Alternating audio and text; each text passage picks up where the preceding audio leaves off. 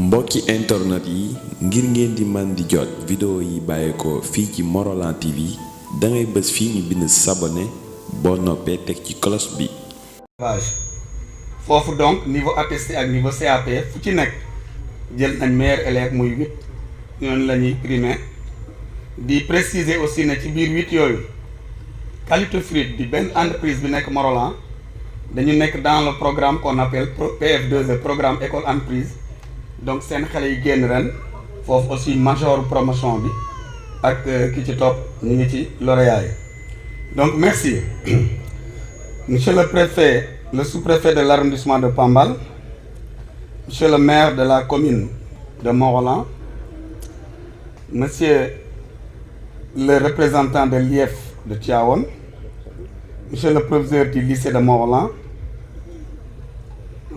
monsieur le professeur du lycée de Morolan, monsieur le directeur de l'école privée EPAS de Morolan, monsieur le collègue de Morolan, mesdames et messieurs les autorités administratives, coutumières et religieuses, chers collègues, chers parents, chers élèves. C'est un immense honneur pour le centre de formation professionnelle de Morolan d'abriter cette précieuse journée de l'excellence.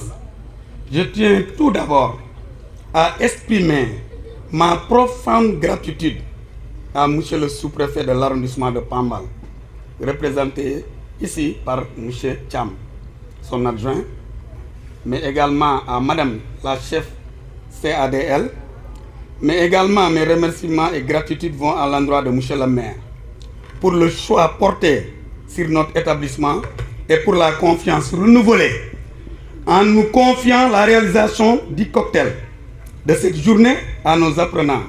C'était moins de les permettre de pratiquer et d'être opérationnels. Et c'est intéressant dans la formation professionnelle. On valorise la pratique et ce qui permet aux sortants de s'insérer très rapidement dans le circuit socio-professionnel. Je salue également le soutien constant de la commune envers notre centre, un engagement qui porte aujourd'hui ses fruits. Cette cérémonie est particulièrement marquante car elle honore chez nous les meilleurs élèves du département de manière générale, mais de manière particulière les 8 meilleurs sortants de la promotion 2025-26. Je tiens à féliciter chaleureusement ces lauréats des filières restauration, couture, horticulture et élevage pour leur travail acharné, ainsi que les formateurs dévoués qui les ont guidés avec passion. Les prix monsieur le maire qui leur sont offerts aujourd'hui, cuisinière, machine à coudre et kit complet en horticulture et élevage, représentent bien plus qu'une distinction. C'est un véritable outil de travail qui les a offerts, marquant le début concret de leur insertion professionnelle. Ma bëgg na tënk rek gannaaw ba ma sargalee monsieur le préfet sargal monsieur le maire de Morolan Yves Lamine Ciss ak suñu kilifa bii ñu fi teewal mooy lief ndax centre de formation bii inspecteur mooy suñu kilifa mooy lief de Tivaouane Issa Ndior représenté par l'inspecteur, mais également chef CADL ak sama collègue proviseur yi fi nekk parents d'élèves yi ak élèves yi. Monsieur le sous-préfet damay seede rek ne le centre de formation professionnelle de Morolan war na delloo njukkal le maire Yves Lamine Ciss ndax defe naa bañ koy ubbi fii 2013 ku ko xam ancien ADOA la woon dara neewu fi woon te dama koy wax toujours peccum liir bu neexee ndey jaa jàpp ci wagg ya ñun de dañuy tiitaroo le maire Yves Lamine Ciss. Man mii di jàkkaarloo di wax ak yéen je suis le coordonnateur de tous les chefs d'établissement publics de formation professionnelle et technique de la région de Thiès muy 17 centres de formation technique publique ak lycée technique man lañ jiital ma nekk seen coordonnateur mais ñun ñëpp nangu nañ ne le maire de Morolan moomee vent du ngeen ko tàccu c'est le meilleur maire de la région en matière de formation professionnelle et technique moom Yves Lamine Ciss moo xam ne maire formation professionnelle et éducation ak santé ay compétences transférées la yemul ci xam ko mais da koy jëfe te su ma leen doon wax réalisation yi mu def fii dina romb une 50aine de millions. Yves forage bi ngeen jàkkaarloor muy tool moo ko def ci 15 millions. Yves école bii lim fii def état du Sénégal defu ko. Le budget de l'état du Sénégal 3,540 chaque année le maire de Morolan dinañ jox subvention 4 millions kon jaarama Yves Lamine Ciss. Le maire de Morolan dina jël xale yi ñu am seeni lijaasa am ambition dem delluwaat feneen jàngi monsieur le maire ne leen kaay leen il faut être ambitieux dem leen defi CAP BEP looloo waral la présence de nos très chers partenaires yi nekk fii mooy école yi jóge Dakar. Yves yemul ci loolu examen bu amee mu ne ndekki élèves ya jury ba fa ñëw ñoom ñëpp nañ leen jël en charge intégrale kon gàcce ngaraama Yves Lamine Ciss. may wax nag ci benn point bu am solo lii ni ñu yàlla may fii du yëfu monsieur Sène du yëfu Yves Lamine Ciss yëfu ñëpp la yéen a ko moom c'est l'école de la communauté yéen a ko moom kon ñi fiy jànge seeni doom lañ suñuy doom lañ seeni jërbaat lañ ay Morolandais lañ moo tax ñuy ñaan monsieur le maire dañ koy gërëm di gërëm monsieur le préfet ndax bu ngeen fàttalee que 4 avril les 5 maires naataangoom teew nañ fi muy Ndoye Bane le maire de Chérif le maire de Pire Ousmane Sarr maire Chérif Lo ak maire Pambal ak maire Noto ak moom mii fii lañ ko defal buffet ñoom ñu ne mosuñu xalaat ne lu mel ni am na Morolan loolu li ma ci bëgg a tënk mooy ku sa dëkk tëgg bul wàlliyaan et je répète ku am sa dëkk mu tëgg bul wàlliyaan yem leen fii xam ne seeni doom ñoo fi nekk te lépp lu fi monsieur le maire indi en termes de prestation cocktail bi tey ñun ñoo leen koy jox na jar 1 million feneen waaye fii ci Morolan seeni doom dañu am fierté dugg ci cuisine bi pratique ko jox ko seeni maam seeni rak seeni sœur as tuut liñ ciy am nañ ko yéene xale yi waay buñ ko amee xale yi bu ñuy génn dañ leen koy jox sous forme de motivation as tuut li ñuy am. Yves Lamine Ciss bu génnee loxoom ci centre bi école tëj maa ko wax tey bu génnee loxoom ci centre bi tëj ndax yor nañ ñaari femme de ménage yor nañ veilleur de nuit yor nañ gardien waaye ñooñu ñëpp boo xaymaa li ñu leen di jox comme motivation 430 000 la kon Yves bu ci jàpputoon loxoom fu ma jëm ak ñooñu to xanaa alal bu bëri bi état du Sénégal du ko def ñu toog di ko seetaan bañ ko sécuriser loolu lépp nag kon mi ngi def xëy ndaw ñi ñun bu ñu tumurankee suñu bët bu xonkee dañuy daw dem maire kon ngir yàlla damay ñaan personnel maire bi les conseillers surtout ndax conseillers ñooy dooleel Yves prestation bu ñuy joxati encourager leen maire jàppale leen ko to xam na joxu ko monsieur Sène monsieur Sène du dara fii monsieur Sène nit dong la bu nekk fonctionnaire bu mission am jeexee mu dem mais tubaab nee na les institutions demeurent et les personnes passent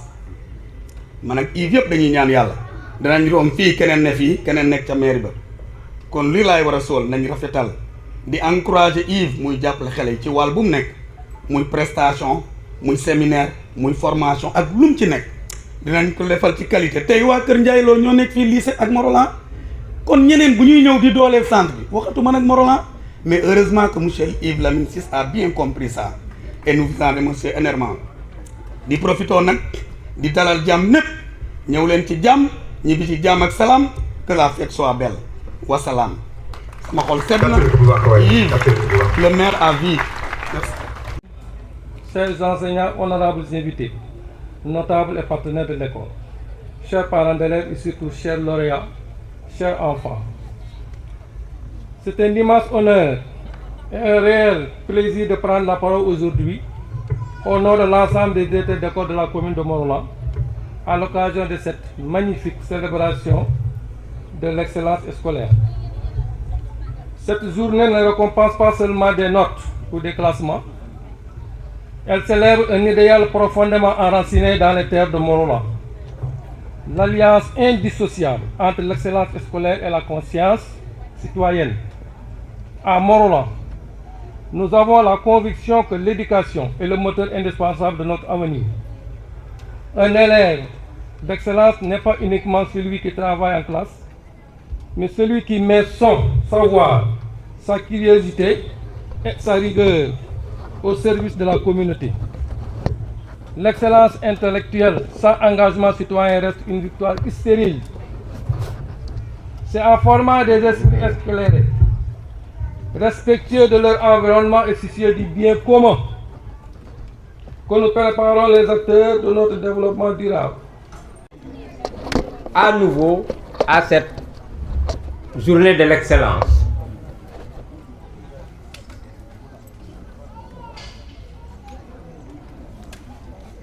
Mes sentiments de gratitude à l'endroit de tous ceux qui ont participé à l'organisation de cette journée.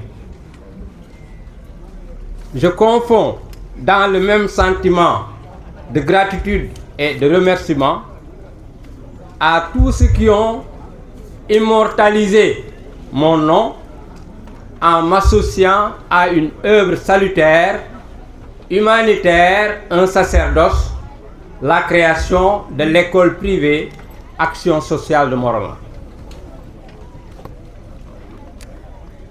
Parmi ceux-là, je ne pourrai jamais ne pas citer certains noms, dont l'illustre disparu Bernard Sam. Dans le même sens, je cite Monsieur le maire Yves Lamine Ciss et tant d'autres. Dans ce sacerdoce, comme vous le devinez, des erreurs n'ont pas manqué. Et certainement, ces erreurs vont continuer. Le mien est ainsi fait. C'est dans ce cadre que j'exprime urbi et orbi mes sentiments de culpabilité vis-à-vis des élèves, vis-à-vis des parents d'élèves. Car parfois, dans l'action ou dans un certain comportement délictuel, je sors des mots qui ne sont pas appropriés pour un éducateur. Je m'en excuse auprès des parents, auprès des élèves. Je m'en vais maintenant vous parler un peu de l'établissement. Encore une fois, je remercie tous ceux qui ont contribué à cette œuvre sacerdotale.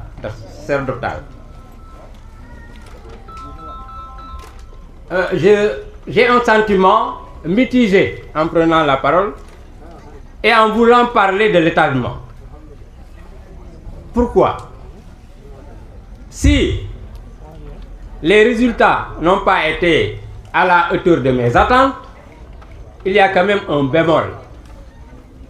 L'autorisation de l'établissement cette année par un arrêté 9201 du 28 avril 2026, l'établissement école privée Action sociale de Morolan a été autorisé.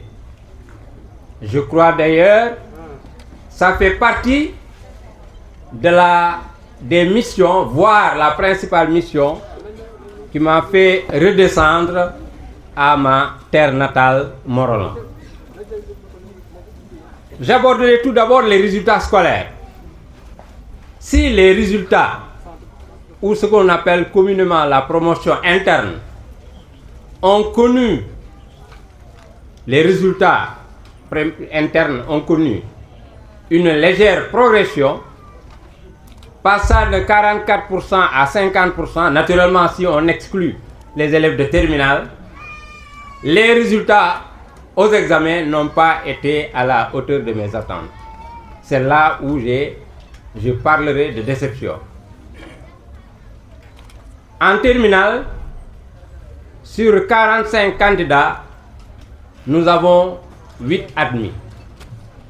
Parmi ces 8 admis, je citerai l'exploit des filles, parce que sur les 8, 6 sont des filles. Et ça encore, c'est une manière voilée de signaler encore la léthargie chez les garçons. Et pour les taquiner, je dis souvent, dans quelques années, ce sont peut-être les filles qui vont marier les garçons.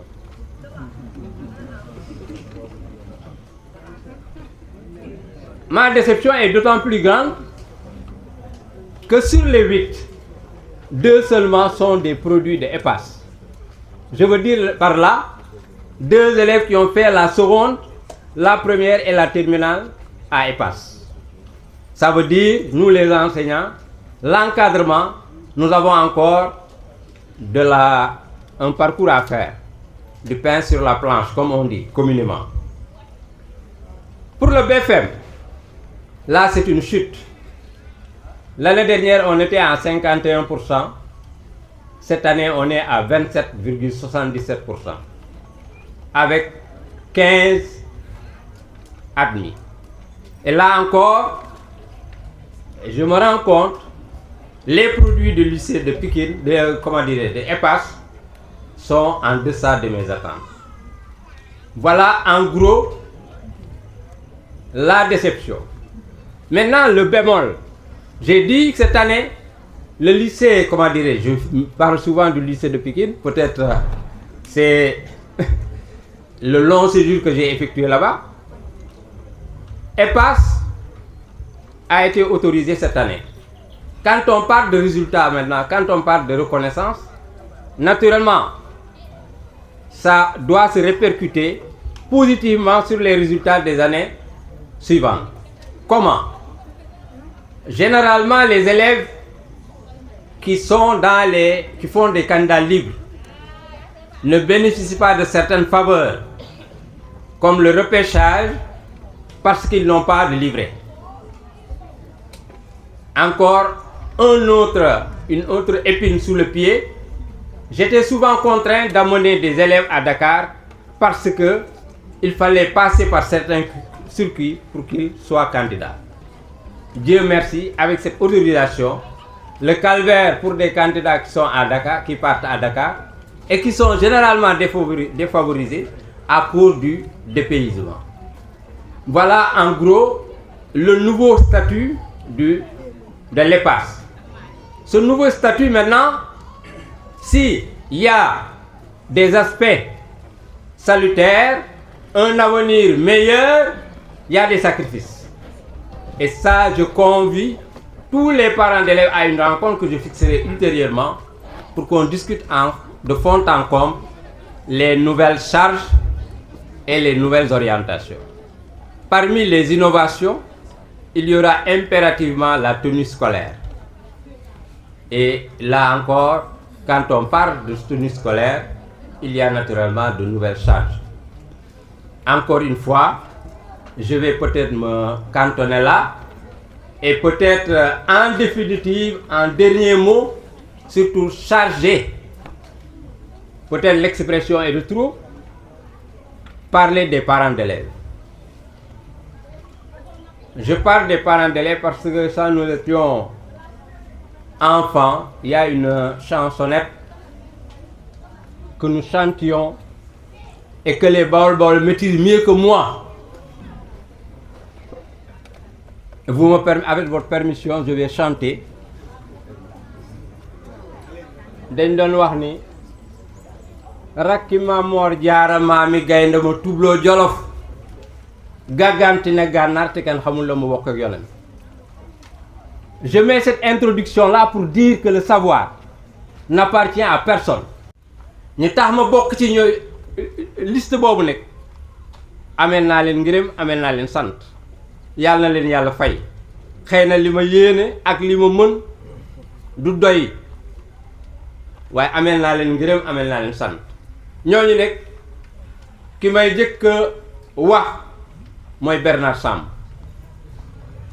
daj na fi lu ne yàlla na fi mu ne gën fuuf fi mu jóge.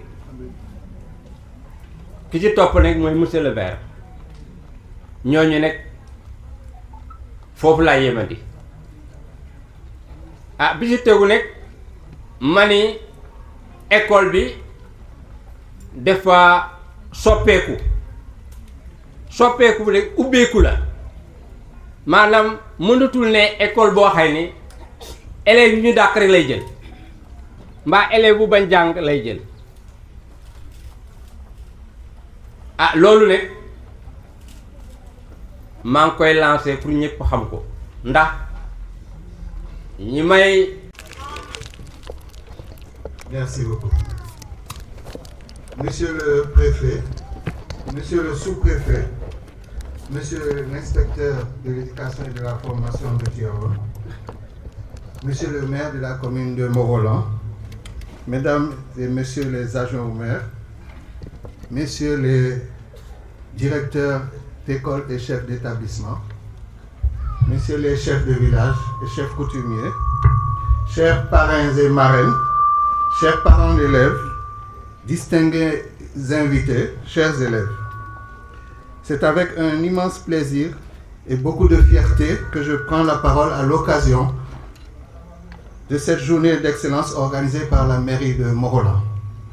Cette cérémonie est devenue un rendez-vous majeur de la commune de Morolan. Elle célèbre le mérite, récompense le travail et rappelle à tous nos élèves qu'avec de la volonté, de la discipline et de la persévérance, chacun peut atteindre l'excellence. Je voudrais adresser mes sincères félicitations à tous les lauréats de cette édition. Vos excellents résultats sont le fruit de nombreux sacrifices. Derrière chaque distinction se cachent des heures de travail, des moments de doute, des efforts constants et une grande détermination. Vous faites aujourd'hui la fierté de vos familles, de vos enseignants et de toute la communauté éducative. Je tiens également à rendre hommage aux parents qui accompagnent leurs enfants avec patience et courage, parfois au prix de nombreux sacrifices. Je félicite aussi les enseignants et l'ensemble des personnels des établissements scolaires qui chaque jour s'investissent pour transmettre des connaissances, des valeurs et le goût du travail bien fait. Monsieur le maire de Morolan, permettez-moi de vous adresser, au nom de toute la communauté éducative du lycée Brave Hippolyte, nos remerciements les plus sincères pour le soutien constant que vous apportez à l'éducation dans la commune. Votre engagement pour l'éducation à Morolan se traduit par des réalisations concrètes qui améliorent chaque année les conditions d'apprentissage de nos élèves. Et quand nous disons engagement dans l'éducation, la jeunesse et la formation, nous pensons que c'est un engagement en même temps dans l'avenir de Morolan. Je pense qu'avec vous, monsieur le maire, l'avenir de Morolan est dans de bonnes mains. Cette année, la mairie a construit au lycée 5 nouvelles salles de classe, chacune entièrement équipée de 25 tables bancs. Cet investissement important permet d'accueillir nos élèves dans de meilleures conditions et contribue à réduire les difficultés liées au déficit de salles de classe. La mairie nous a également offert 100 tables bancs supplémentaires, améliorant ainsi les conditions de travail de nombreux élèves. Elle a aussi financé la construction de notre nouvelle salle de surveillance, un ouvrage qui renforce l'organisation de notre établissement et facilite le bon déroulement des évaluations et des examens. À cela s'ajoute un appui que nous apprécions particulièrement, à savoir le financement de la restauration des candidats aux examens du baccalauréat et du BFM, des examinateurs et des surveillants, et ce pendant toute la durée des épreuves. Nous avons d'ailleurs appris tout à l'heure avec le directeur Sen que même le logement du président du jury et des membres du jury sont financés par la mairie.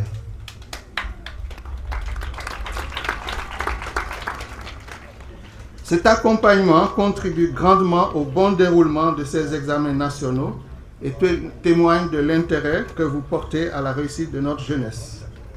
Sans compter qu'elle a forcément un impact sur le rendement des candidats à l'examen.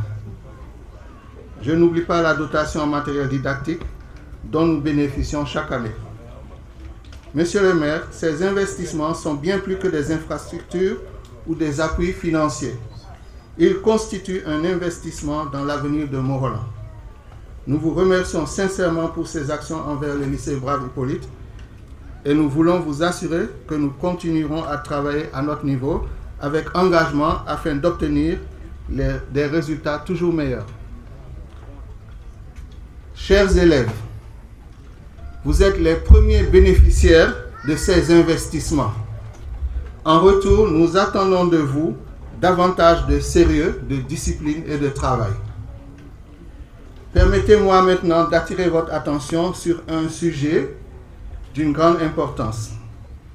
Cette année, lors des épreuves du baccalauréat, 5 candidats de notre lycée ont été malheureusement renvoyés de l'examen pour possession de smartphones dans la salle d'examen. Or, il est écrit sur chaque convocation des candidats et diffusé dans les médias que les téléphones portables, les montres connectées, les écouteurs et tous les accessoires électroniques sont strictement interdits dans les centres d'examen du baccalauréat. Cette règle garantit l'égalité des chances entre tous les candidats et protège la crédibilité de nos diplômes. Au-delà de cette sanction, cet événement doit nous amener à réfléchir. Nous vivons dans un monde où les smartphones et l'intelligence artificielle occupent une place de plus en plus importante. Ces outils offrent des possibilités extraordinaires. Ils peuvent expliquer une leçon, aider à résoudre un exercice, corriger un devoir, proposer des méthodes de travail ou permettre d'approfondir ses connaissances. Mais il est essentiel de comprendre que ces outils doivent rester des assistants et jamais des remplaçants. Ils doivent accompagner votre réflexion, jamais réfléchir à votre place.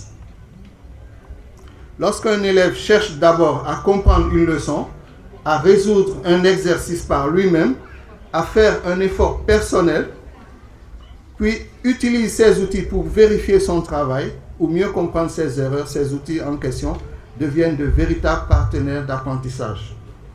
En revanche, lorsqu'on se contente de demander directement une réponse sans avoir réfléchi, on obtient peut-être une solution, mais on ne construit ni les connaissances ni les compétences nécessaires pour réussir.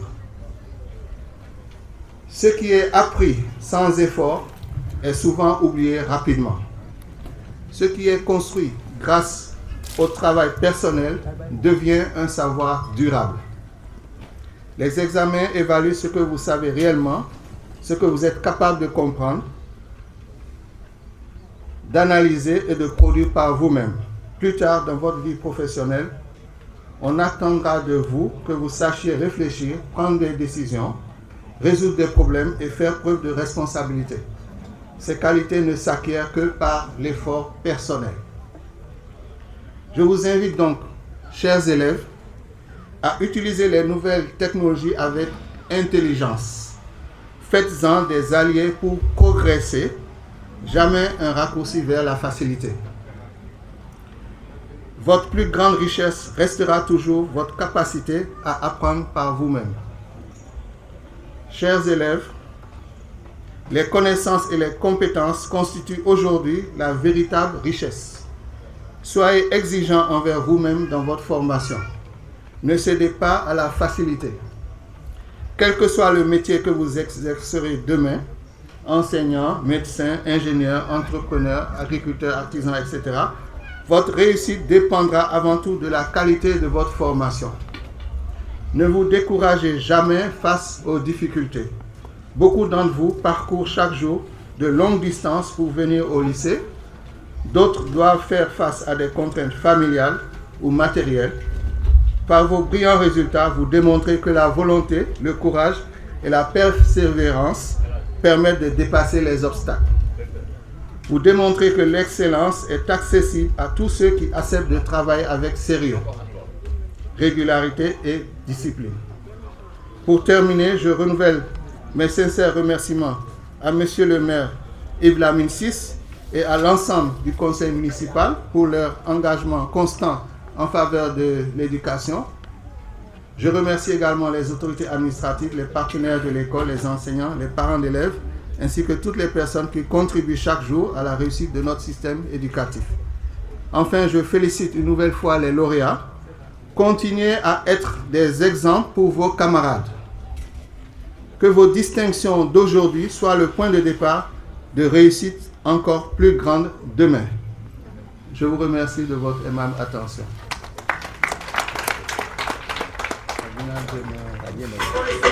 bi ñuy sargal élèves yi gën a jàmbare ci l'école bi journée bu am solo la maa ngi féliciter lauréats yi bu baax a baax dama bëgg aussi remercier le maire Yves Lamine Ciss ci taxawaayam ci l'éducation journée d'excellence bi ñuy def tey mooy wone engagement mairie bi ci l'éducation ci jeunesse ci formation mun na yokk ne engagement mairie bi ci avenir Morolan la parce que ku investir ci éducation ci jeunesse mu ngi sóoraale avenir ñu ngi rafetlu loolu bu baax di encourager monsieur le maire Yves Lamine Ciss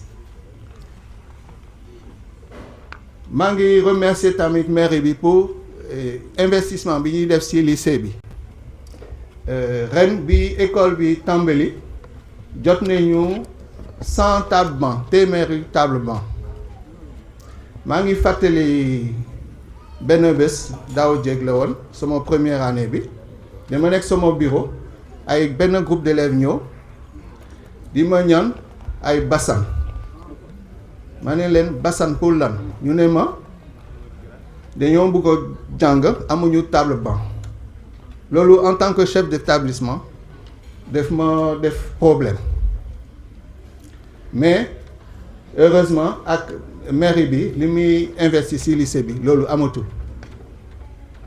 c'est vrai que ba léegi fi ñuy waroo toog par ñaar par ñett la ñuy toog mais loolu moo gën ñàkk ay table-banc mairie bi tabax nañu tamit ren juróomi salle de classe équipée et moderne ci salle de classe bu nekk day am tableau day am ñaar fukk ak juróom table-banc 25 table-banc bu ñu dajalee yëpp dina day nekk 225 table-banc ren ñaar téeméer ak ñaar fukk ak juróom ñu ngi remercier bu baax mairie ku am loolu moom sant yàlla sant suñu borom remercier mairie bi ak collaborateur am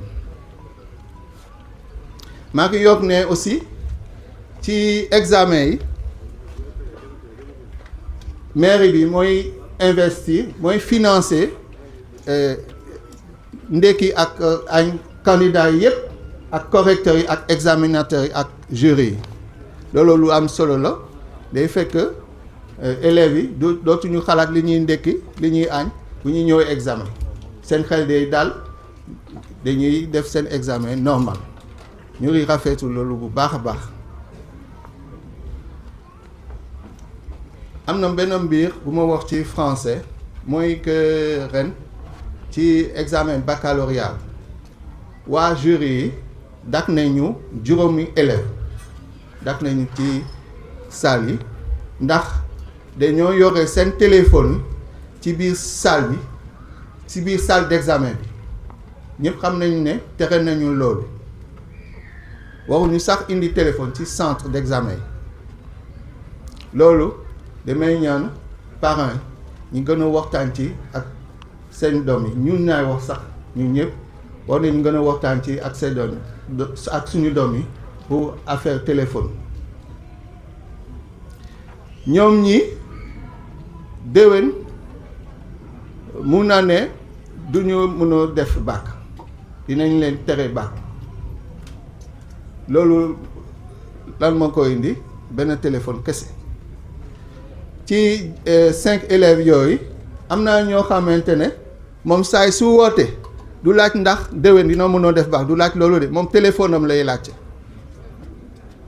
waaw téléphone bi moo ko gën moom loolu benn biir laa bëggoon ci wax parce que dafay nekk problème bu rëy ci l'école yi fooy jaar téléphone lu xew téléphone kon xale yi téléphone bi boo leen ko jëfandikoo ak intelligence mun na gën a yokk seen jàng bi seen xam-xam parce que lépp a ngi ci téléphone. Ministère de l'éducation nationale application yi bare site éducation nationale boo xam ne ku yore téléphone dina mën à la maison waaw comme téléphone waxul nekk remplaçant téléphone c'est une assistance la war doon waaw donc loolu il faut ngeen xale yi il faut ngeen bàyyi ci xel waaw facilité baaxul bugg lu yomb baaxul lu yomb du yàgg waaw donc maa ngi dellu ci remerciement bi vraiment pour bañ a gudd trop maa ngi remercier vraiment organisation bi remercier la mairie et ses adjoints ses collaborateurs di wax une bonne fête à tout le monde. merci kon dégg ngeen ko li mu gën a fësal mooy li nga xam ne xale yi. Je vais inverser l'ordre autocolère de mon narratoire.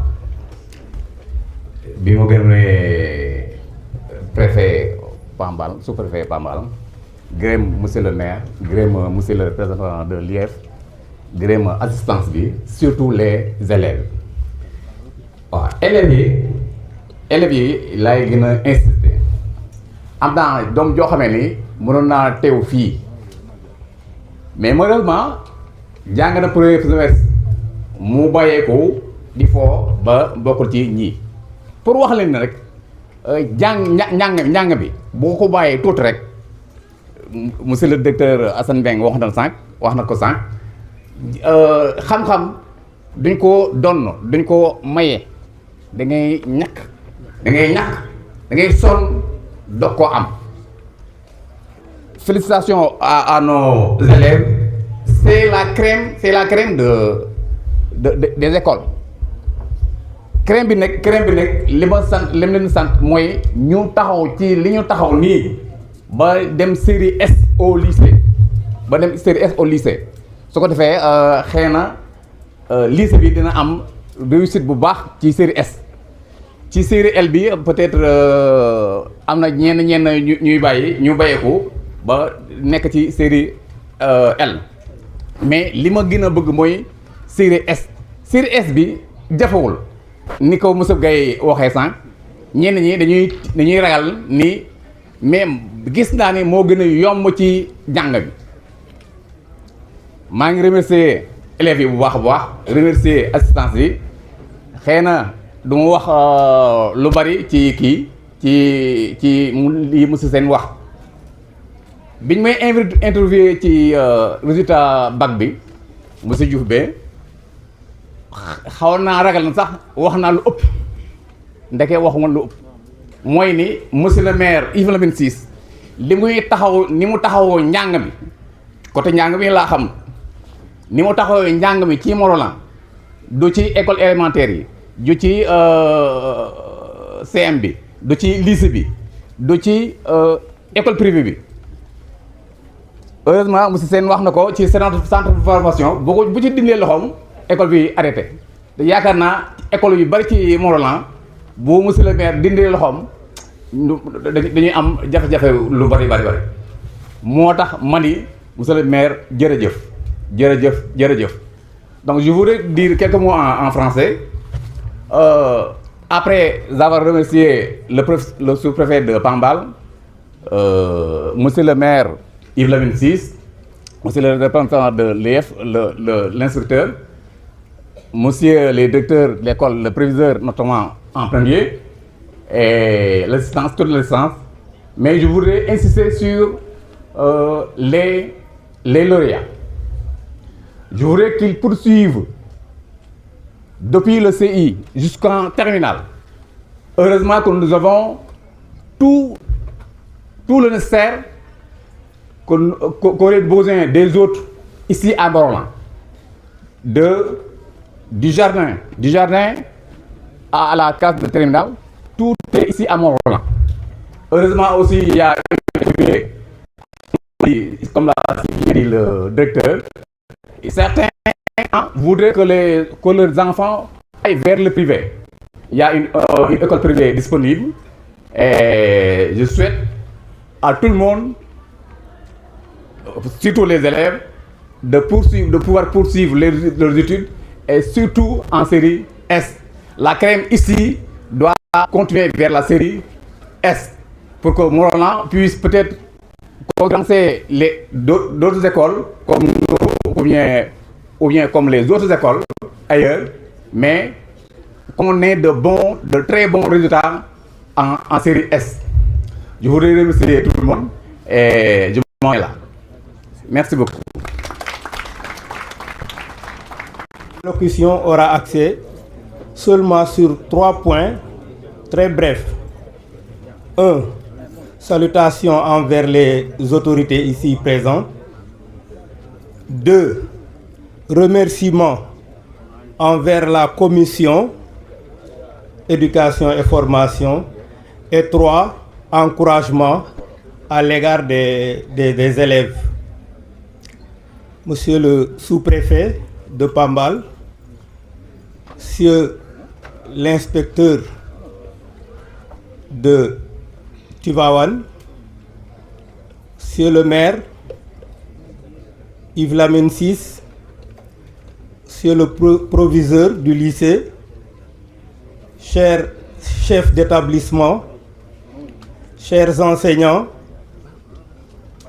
chers invités, autorités à vos titres, grades et qualités, chers parents d'élèves, chers lauréats, récipiendaires de ce jour, chers élèves,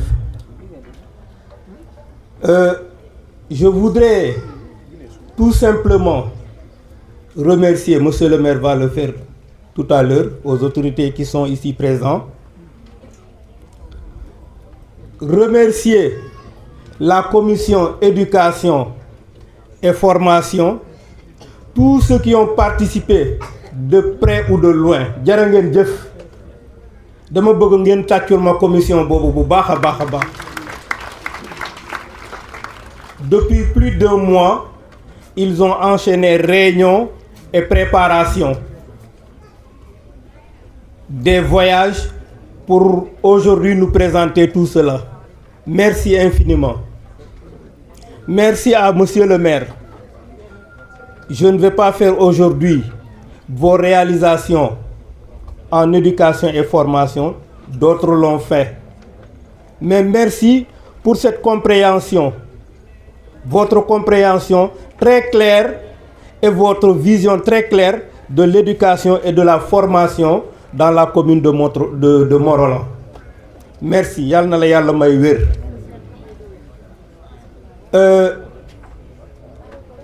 Aujourd'hui, nous fêtons l'excellence.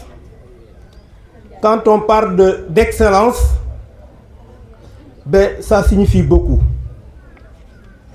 Et je voudrais inviter le proviseur et tout le corps professoral, les enseignants, les directeurs. Si nous parlons d'excellence cette année, je donne un exemple. Si nous avons 50% de réussite, l'année prochaine qu'on fête encore cette journée de l'excellence, nous devrons être normalement au-delà de 50%. Si vraiment nous parlons d'excellence. Mais si nous tombons à 45% par exemple, cette journée, il faudra peut-être une autre appellation, sauf journée de l'excellence. Donc c'est juste pour dire que c'est difficile, mais pas impossible. Donc les efforts réunis, nous pouvons et nous devons progresser. Nous devons progresser et ces jeunes lauréats que nous fêtons aujourd'hui, je pense qu'il faudra un suivi. C'est déjà bien ce que nous faisons ensemble, mais je souhaite, mon plus grand souhait est que demain, ces élèves puissent être présentés dans les différents concours au niveau départemental, régional et même national, le concours général. D'ici quelques années, ça doit être un défi pour Mont-Rolland. Présenter des élèves au concours général, c'est possible. Voilà, nous avons des défis. D'ici quelques années, nous sommes tant que je pense que le merci qu'on dit à monsieur le maire tout le temps, il y a quelque chose qui va manquer. Voilà. Pour lui dire merci, il faut qu'on tende vers les sommets. C'est possible. Voilà. Maintenant, chers élèves, chaque année, nous organisons cette journée pour vous encourager, vous remercier. Remercier les plus méritants, mais encourager aussi les autres. Les élèves qui n'ont pas de prix, je pense que cette journée doit vous interpeller. Parce que vous êtes dans une classe avec un professeur, avec vos camarades, vous recevez les mêmes informations au même moment. Pourquoi certains sont toujours primés, d'autres jamais? Lu tax loolu ñi nga xam ni mësuñoo am prix lu ko waral? Qu'est-ce qui ne va pas dans la tête? Donc c'est pour dire que vous devez encore travailler. Tout ce que fait la commune pour vous ne doit pas être 20 en 20. Et par là, je dis aux parents que proviseur wax na lu am solo fii sànq te muy gàcce pour Morolan muy gàcce dem ba examen amoo looy def lu dul tricher gàcce baaxul. Parce que tout simplement, on n'apprend pas, on n'étudie pas. Nous, les parents, nous sommes interpellés. Il faut que nous yar xale yi. Il faut que ñu yar xale yi. Bu ñu nekk foofu di raay xale yi lu xale yi bëgg rek ñun bëgg nañu ko. Kenn bëggul ñu wax sa doom dara. Nañu génn ci loolu waay. C'est les parents. Mënoo am sa doom nga jur ko mu tëla. Mënul am. Dooma të mukk. Donc, prenons encore nos responsabilités pour accompagner la mairie, pour accompagner les autorités. Les autres élèves qui sont renvoyés, faites attention. Faites attention. Jamono bi ku jàngul bëggoo liggéey di nga sàcc. Di nga sàcc de liggéey rek mbaa sàcc. Te ku sàcc gendarmerie baa ngi nii jege na. Pour éviter cela, travaillez comme vos camarades. On ne vous demande pas d'être des Molières, des Chateaubriand ou des Rousseau, mais travaillez quand même. Travaillez, c'est possible. Qu'est-ce qui vous manque? Vous m'excusez du ton parce que bëgguma élève nga tollu ci jàng ñu dugal la defal la toutes les conditions réunies. Aujourd'hui, vous avez toutes les conditions, toutes les possibilités pour réussir. Et je fais partie de ceux qui croient que xale soxlawul forcément portable pour réussir. Xale soxlawul portable pour réussir. Ñi ko gëm ci la bokk. Yooyu caaxaan la. Il faut am portable parce que ñëpp am nañu portable ci classe bi. Et ensuite, j'invite les professeurs, quand on donne des exercices par WhatsApp, en tout cas, tant que c'est donné dans les réseaux sociaux, par les réseaux sociaux, on oblige les élèves à trouver un smartphone. Donc, des fois, c'est ça qui pousse les élèves à obliger les parents ou par leur propre moyen à chercher un téléphone. Parce que tout maintenant, c'est dans l'Internet. On dit aux élèves, voilà, je vous balance l'exercice dans les... Et le pauvre qui n'a pas de smartphone. Donc nañu gën a évaluer ñu xool li ñuy def pour excellence bi pour Morolan pour le Sénégal de demain. En tout cas, merci à tous ceux qui sont là. Cette équipe très dynamique de la mairie, bëgguma citer tur bañ ma fàtte, mais monsieur le maire avec ses adjoints, les conseillers, les chefs de village jërë ngeen jëf. Conseiller bi bu jàppalul woon monsieur le maire avec ses adjoints kon xëy na mbir mi dina xaw a des. Voilà. Merci beaucoup. Naaj bi tàng na. Voilà, tout couleur yi ngeen jéggal séeréer yi seen buur yi.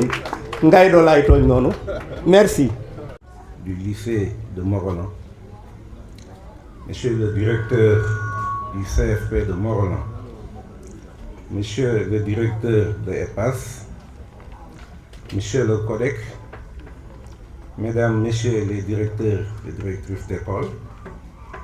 Chers enseignants. Chers élèves, chers parents, distingués invités, en vos rangs, titres et qualités. Recevez mes salutations les plus respectueuses, ainsi que celles de l'IF de l'éducation, de M. Issa Ndior, inspecteur de l'éducation et de la formation de Tivaouane, que je représente ici, en cette importante cérémonie, en ce qu'elle consacre le mérite. Monsieur le sous-préfet, permettez-moi de féliciter les lauréats, féliciter également leurs parents qui doivent se sentir sans doute regardés grâce aux efforts soutenus de leurs enfants. Je voudrais aussi remercier au-delà tous les parents pour leur participation à l'effort d'éducation sans faille.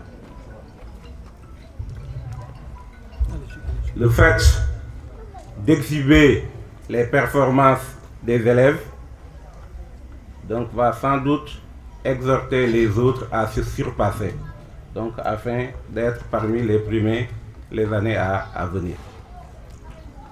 À tout honneur, tout seigneur, je voudrais rendre hommage à tous les enseignants, parce qu'en réalité, ce sont eux les pourvoyeurs de la lumière. Donc j'en profite pour les féliciter vivement pour les brillants résultats qu'ils ont obtenus lors des examens du CFE. Et également les professeurs des collèges et les professeurs aussi du lycée. Je voudrais les inviter à donner plus d'importance aux disciplines à vocation éducative. Je crois que monsieur le collègue l'a dit tantôt lors de son allocution, parce que l'adage dit que science sans conscience n'est que ruine de l'âme. Aujourd'hui, nous assistons tous donc, à la dégradation donc, des valeurs, et il nous incombe en tant qu'éducateurs vraiment de veiller à cela. Faites faire tout pour que nos élèves soient disciplinés tout en étant performants. Monsieur le maire, sans vouloir blesser votre modestie, permettez-moi d'exalter votre mérite. Monsieur le maire Yves Laurent Fils, vos réalisations donc, dans cette commune, dans le domaine de l'éducation, se comptent à l'appel. Je peux en citer la construction des salles de classe entièrement équipées, la construction de murs de clôture, donc l'équipement des bureaux pour les maîtres,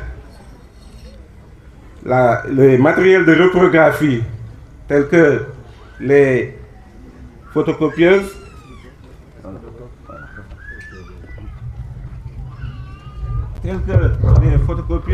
les imprimantes et autres, mais aussi l'appui aux examens et l'appui financier, je veux dire. Ensuite, l'accompagnement donc des maîtres de CM2 pour les cours de renforcement, mais aussi la dotation donc en cahier d'exercice PAM pour les élèves. Ceci a conduit donc à obtenir un taux de réussite de 94,50%. Vraiment un bon taux de réussite. Tout cela donc montre que vous comprenez les enjeux autour de l'éducation. En tout cas, je voudrais exprimer donc notre propre forme de gratitude donc à votre endroit au nom de l'inspecteur de l'éducation et de la formation, M. Issa Ndior, mais également au nom de toutes les autorités éducatives. Vous avez compris que c'est l'éducation qui est le seul moyen pour accéder au développement. Vraiment, c'est le moyen le plus sûr. C'est en ces mots que je voudrais terminer mon allocution, donc tout en réitérant notre volonté donc à vous accompagner en tant que bras technique. Donc, monsieur le maire, vraiment nous voudrons encore une fois donc vous remercier. Franchement, vos réalisations se comptent à l'appel. Merci pour tout. ma sànni quelques baat ci olof di njëkke nuyoo bi ñu jiital ci monsieur le préfet sous-préfet de Pambal teg ci monsieur le maire de la commune de Morolan. tey ñu ñëw teewal fii inspecteur de l'éducation et de la formation monsieur Issa Ndior dafa am lu ko tënk rek sinon moom moo fi doon ñëwal boppam ndax xam na solo bi nga xamante ni moom la bés bi am ndax fi nga xamante ni dinañ fa sargal élèves yi nga xamante ni ñoo gën a ràññeeku bés mënu koo gën a rëy ci loolu ñu ciy féliciter élèves yi nga xamante ni ñoom la ñu primé tey di féliciter waale aussi seeni parents xam naa war nañoo bég ndax mbégte mënta gën a rëy sa doom daal di ràññee ko ba ñu woo ko tey di ko sargal ci sa kanam loolu wax dëgg yàlla dafay nekk loo xamante ni lu neex lay doon ci xolu parents yi di gërëmaale aussi parents yëpp ndax xam ne ne ñoom ñëpp ñu ngi jàpp ci njàng mi te loolu je crois que ni moo ñu war parce que tey wax nañu société éducative tey képp koo xamante ne yaa ngi fii ci réew mi rek war ngaa dugal sa loxo ci njàng mi pour mu mën a jëm kanam mënuñu fi ñëw nag te duñu gërëm aussi jàngalekat yi parce que xam nañ ne lépp aussi ñoom la ñoo nekk ci gannaaw lépp ndax ñoom ñooy joxe xam-xam di leen féliciter bu baax ci résultats yi nga xamante ni aussi am nañ ko ci les différents examens moo xam CFE la moo xam BFM la moo xam bac la ak ñi nga xamante ne ñu ngi nekk ci centre de formation professionnelle yi ñu ngi leen di jaajëfal bu baax di attirer aussi seen attention ci benn mbir muy mbiru yar am na ay disciplines yi nga xamante ne ñu ngi koy jàngalee ci école yi muy éducation au développement durable nga xamante ni ñaari activité la am muy vivre ensemble ak vivre dans son milieu ñu di leen ñaax ñu gën a jox discipline yooyu solo yaakaar naa ne le directeur Ngaydo tudd wax na ko fi muy lu am solo ndax kat wax dëgg yàlla bu loo am xam-xam te xam-xam ba àndul ak yar aussi xam-xam boobu day mujj nekk loo xamante ne lu neen lay doon donc vraiment ñu ngi leen di ñaaxaat encore ñu mën a gën a jox discipline yooyu seen gëdd may ñëw nag ci monsieur le maire xam naa sax du bëgg ku ko tudd waaye wax dëgg yàlla ñun mënuñu ñëw ba fii tey te duñ ko gërëm sant ko ci li nga xamante ni moom lay def ci éducation tey soo xoolee école yi am na ci yoo xamante ni dafa tabax ay salle de classe daal di koy équiper am na ci yoo xamante ni ay murs de clôture la leen tabaxal matériel de reprographie yi nga xamante ni tey école mënul dem sans moom yooyu wax dëgg yàlla aussi jox na leen te ba mu doy mu ngi aussi xelam mu ngi dem ci condition de travail enseignants yi ndax wax nañ ma ne école bu ne maître école classe bu ne dugal na fa bureau dugal fa chaise kon muy lu am solo ci njàng mi ndax enseignant moom boo ko mettre ci conditions yu baax rek dina la indil ay résultats yu baax kon loolu vraiment ñu ngi ko ci jaajëfal bu baax wax nañ ne aussi examen yi yëpp lay dugal loxoom te ku ne xam na ne examen ay commission dañ fi ñëw te commission yooyu aussi ñu war leen taxaw loolu yëpp wax nañ ne moom mi ngi ciy jàpp léegi bi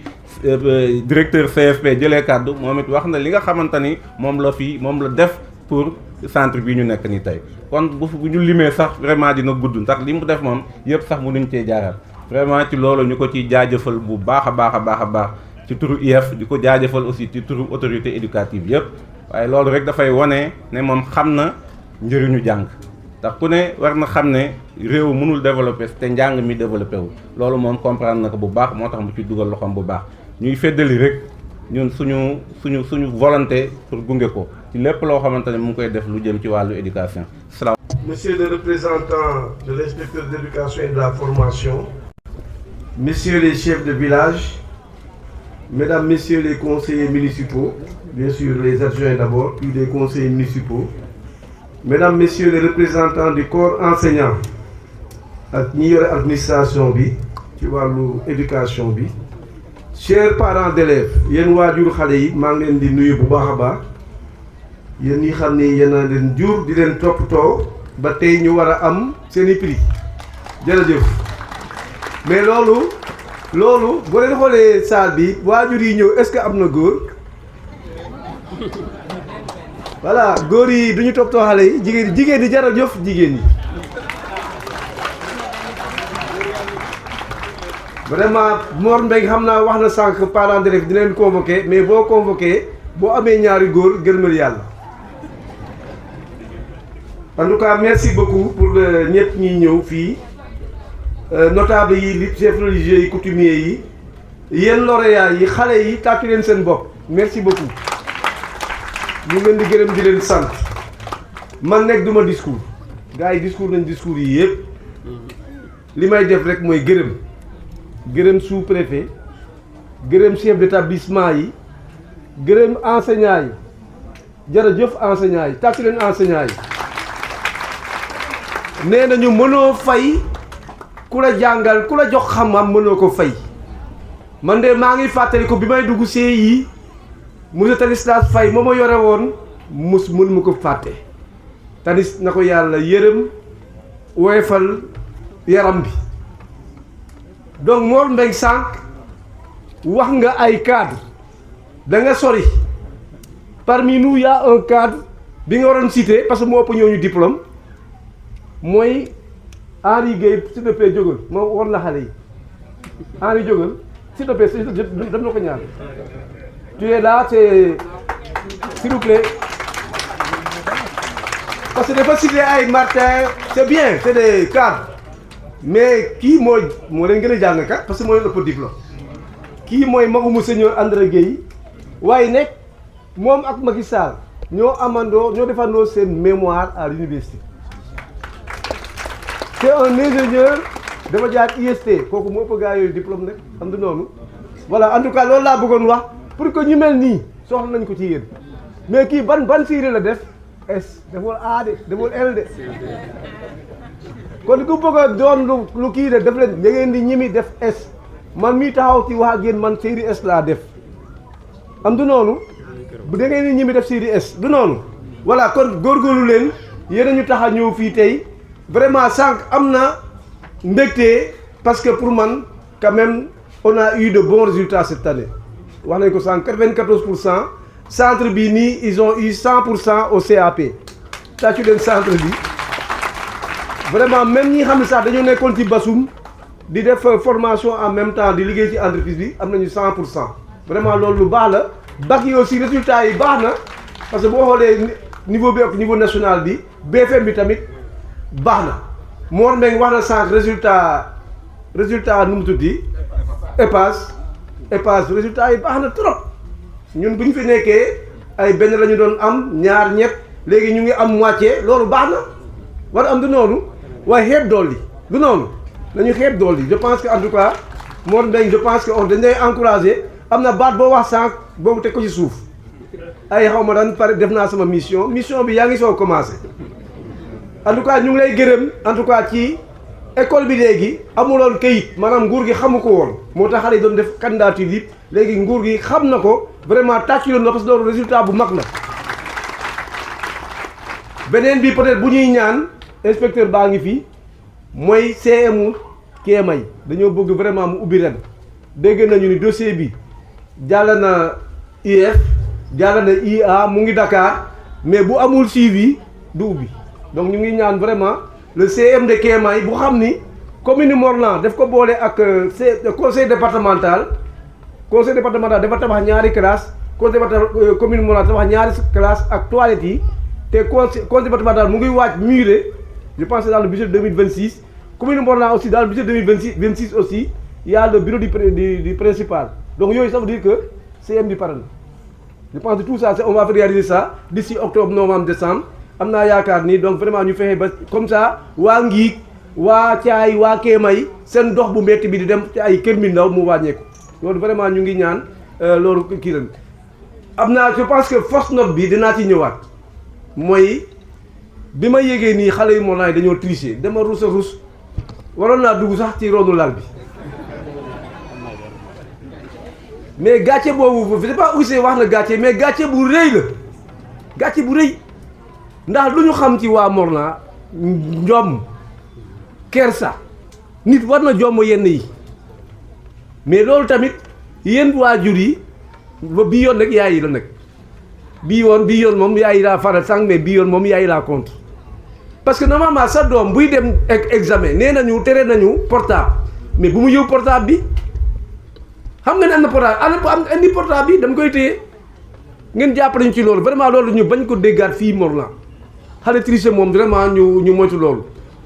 léegi nag dama bëgg vacances yi xale yi bii benn la mais am na yeneen yi je pense que monsieur yow mën nga ñëw d'abord ñëwal Koulé voilà je pense ak kii on va faire une formation en numérique pour les meilleurs élèves waaye CI ba CM2 bokkul 6e ba terminal ak waa centre bi ñoo ci bokk Sanine je pense que mu ngi def liggéey bi pour tànn juróom fukki xale na ngeen ñëw nekk parce que numérique ku ko jàngul bokkoo ku amul portable sax mën na ñëw mais nag na fekkee ñu tànn la Sanine dina liggéey ak directeur école yi pour que vraiment 50 ñu tànn leen bu ñu tànnee 50 yi formation bi xaw ma kañ la mais dina am ren pour les meilleurs élèves bu ñu paree foofu am na colonie de vacances aussi pour les meilleurs élèves waaye waa terminale première bokku leen ci moom loolu je pense c'est pour le primaire 6e 5e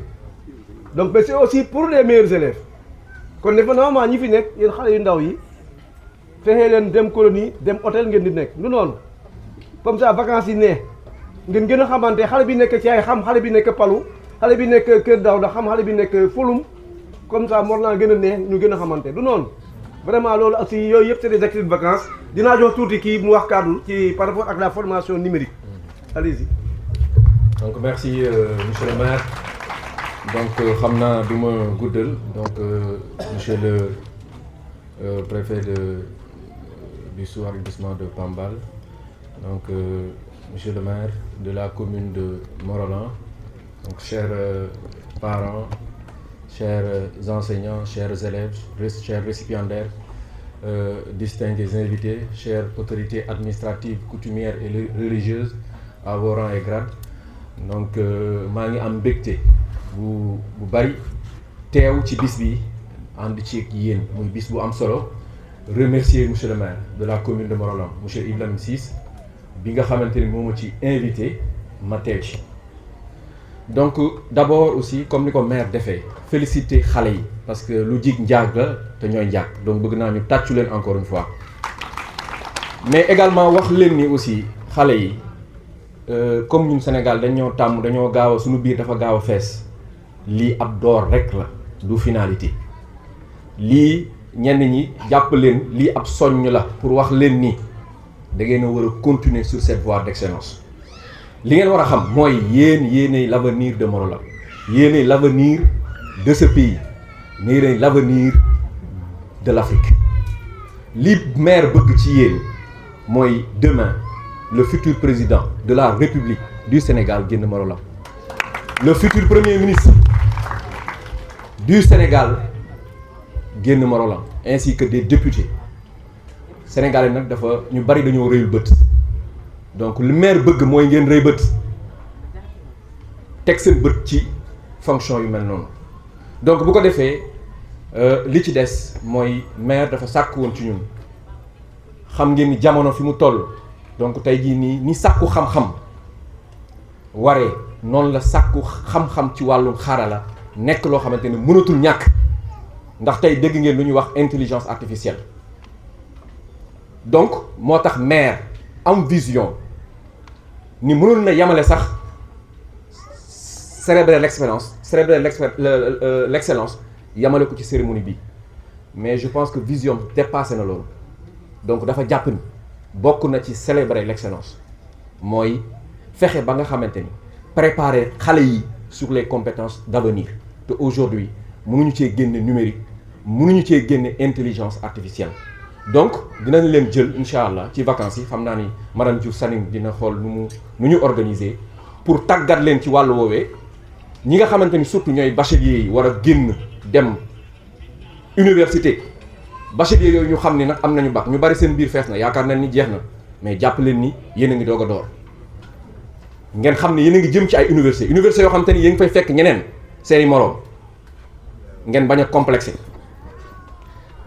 boo leen demee bay bëgg a jàdd gauche ngeen xalaat seen waajur yi surtout jigéen ñi sunu yaay yi ngeen tàccu leen heure bu ñu xëyee ñoo ngi dang-dangi yori paan yori soo fu ne ñu jaar fa ñoom lu ñu am ñoo nga si seen doom lañ koy investir kon xale yi ngay génn bàyyi leen xel seen ndey yi ngeen xam ni waru leen échec ndax ñoom ndax doom bu bonee ñu ni ndey ja su ñu ni ndey ja su baaxee voilà te nekk ñëpp bëgg a nekk doomoo ko donc gën leen a góorgóorlu donc dina leen tàggat préparer leen ci lépp luy wàllu numérique ci li ngeen nar a soxla demain préparer leen ci intelligence artificielle tey gis nañu ko nii tey jii nii tricherie bu bari li proviseur wax ci université yi intelligence artificielle boobu moo ko waral nan lañ koy utiliser de façon éthique mais de façon responsable ndax intelligence artificielle bi ñëw fi pour remplacer l'intelligence humaine ñëw fi pour remplacer l'intelligence humaine dafay ñëw pour dooleel l'intelligence humaine pour jàppale leen pour gunge leen mais bu ñu demee ba nga xale yi aujourd'hui nangatu ñoo xalaat ndax intelligence artificielle bëgg koo jël def ko outil de tricherie day doon problème donc du ma guddal encore une fois remercier le maire ak ñu fi fekk ñëpp man nag maa ngi tudd Mouhamadou Khoule nekk doomu Tivaouane tey mën naa ko ni doomu Morolan la parce que le maire tey may offrir na ma tey cette tribune donc ma ko ci sant di ko gërëm nekk doomu Sénégal jiite benn structure bu ñuy wax Baax Ba Dee académie di accompagner les collectivités territoriales les entreprises ci gunge xale yi ci wàllum xëy yombal leen xëy ak aussi ci entrepreneuriat mooy accompagner leen ñu mënal seen bopp amal seen bopp donc monsieur le maire encore une fois kontaan naa loolu di la gërëm c'est pas la première fois nag ñu def collaboration daaw conseil départemental organisé na des vacances numériques mais ma témoigner leen lenn daaw commune de Morolan moo ma gën a attiré amoon na yeneen maire du département de Tivaouane mais ce que j'ai vu sur Morolan daf ma jaaxal Morolan mooy commune bi nga xam te ni seeni doom bu ñu doon ñëw Tivaouane ci conseil départemental le maire dina jël oto aller retour oto bi da leen di xaar ba ñu pare amoon na yenn commune Chérif am na ñeneen mais xale yi maire da leen a yàq man keroog dama xool xale yi da leen di jox chaque jour prime de restauration mooy booy dañuy wàcc dem EDK ñoom rek ñoo ko amoon man gisuma beneen dëkk boo xamante ni bu am accompagnement boobu donc mooy wane ni le maire vraiment sa préoccupation moom il comprend que li Nelson Mandela waxoon mooy l'éducation est l'arme la plus puissante pour changer le monde donc jërë ngeen jëf waa commune de Morolan jërëjëf monsieur le maire kontaan naa trop jërëjëf je pense que kii monsieur le président de la commission def na ko sànq mais ma gërëm encore le comité d'organisation depuis ay semaines ñu ngi liggéey pour préparer lii météo na trop defe naa démb ba 11h ci guddi ñoom ñu ngoon di fii di liggéey kon loolu vraiment jërëjëf waa comité d'organisation bi beneen bi ma gërëm le conseil municipal d'abord les adjoints au maire mais le conseil municipal parce que ñoom bu ñu voté wul du ma def dara kon boog merci beaucoup le conseil par rapport ak compréhension bi ñu gën a jàppale parce que pour man éducation bi ak formation bi bu ñu ko jiitalee am naa yaakaar ni dinañu réussir li ñu bëgg dañ ko am ren par exemple 2025-2026 année scolaire bi lu mu néew commune bi def na 200 millions maanaam ñaar téeméeri millions ci éducation ak formation au moins 200 millions kon ça veut dire que nous avons opté pour def xaalis bi foofu kon xale yi war ñu ma jox leen benn exemple rek loolu sama bos la doomu Simon yéen da ngeen am benn logiciel may jot note yi waa pour waa lycée voilà xaw ma sax déedéet damay jot affaire bi rek ma ne waa lii lan la après benn jour ma gis benn ab kii xale bi am 12 de moyenne en quatrième 12 de moyenne en quatrième xale bi ñëw troisième mu ñu ne amul sax premier tour xam nga lan bac brevet loolu est-ce normal na jàngul xale yi jànguñu donc yaay yi nekk xale yi dañoo muus de ñoo leen gën a muus foofu donc yéen defe nekk attention ci xale yi jànguñu seen leçon ñu bari jànguñu seen leçon yi moo tax duñu réussir kon boog merci beaucoup gërëm naa ñëpp baal naa ñëpp ak ci naaj bi vraiment ci conditions yi seen jërëjëf aussi pour l'accueil vraiment merci beaucoup képp ku ma fàtte ci gërëm bi rek nga baal ma gërëm naa Jean-Philippe gërëm naa presse bi gërëm naa sous-préfet spécialement ngeen tàcc ko moo ñëwoon daaw mu ñëw ren yàlla déwén buy ñëw fii mu nekk préfet de Pambal jërëjëf. L'excellence. Nous sommes un institut de... Nous avons connu Morolan depuis l'année dernière. Depuis l'année dernière, on commence à recevoir des étudiants venant de Morolan. Nous sommes, c'est l'IPJ, l'Institut des professions juridiques et immobilières. Nous formons des collaborateurs des notaires, des agents immobiliers et des juristes. En fait, nous avons voulu impliquer dans l'éducation par les métiers de l'avenir. Parce que partout, dans les communautés rurales, on voit des tiges fonciers, partout au Sénégal. Et nous avons voulu, pour éradiquer ces fléaux, nous investir dans l'immobilier, dans le notariat et dans les carrières judiciaires. Et nous sommes très contents aujourd'hui. Et bon, nous n'avons que 2 étudiantes issues de Morolan qui sont chez nous. Mais nous avons voulu venir ici pour remercier la mairie, parce que nous collaborons avec beaucoup de communautés rurales, de communautés de communes au Sénégal. Mais je vous dis que vous êtes les seuls rigoureux et respectueux de vos engagements. Vous payez à temps, et pas comme les autres mairies. Vraiment, nous tenons à vous remercier. Nous avions même fait le déplacement jusqu'à la mairie, mais malheureusement, vous n'étiez pas là-bas. Mais on a pu voir quelques de vos collaborateurs pour ça. Et aussi, en venant, bon, c'est un geste que nous voulons faire. Nous avons amené un petit cadeau pour... on va essayer de voir le meilleur étudiant pour lui remettre le cadeau. C'est un dictionnaire et une trousse pour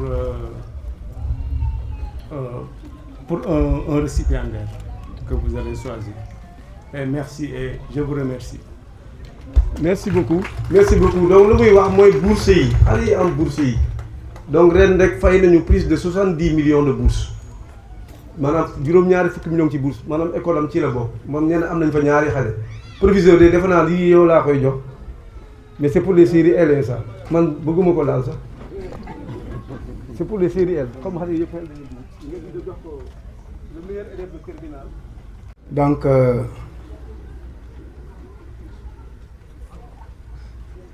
Monsieur le maire de la commune de Morolan, Yves Lamine Ciss,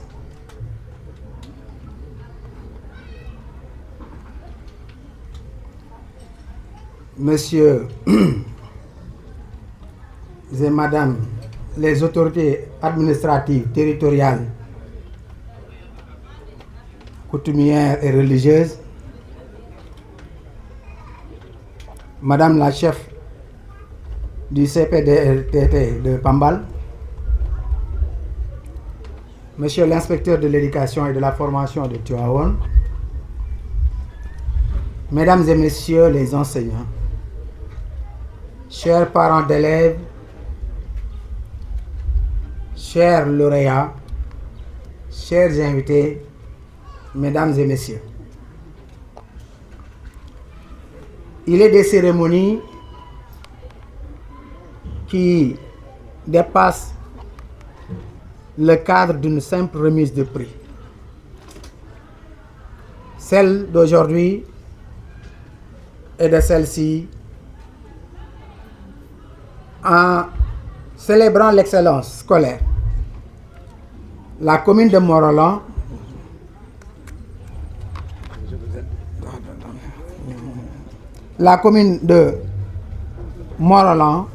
a fait le choix de l'avenir. Elle réclame que le savoir, le mérite et le travail demeurent les plus sûres valeurs vers le développement. Cette conviction rejoint la parole du président poète Léopold Sédar Senghor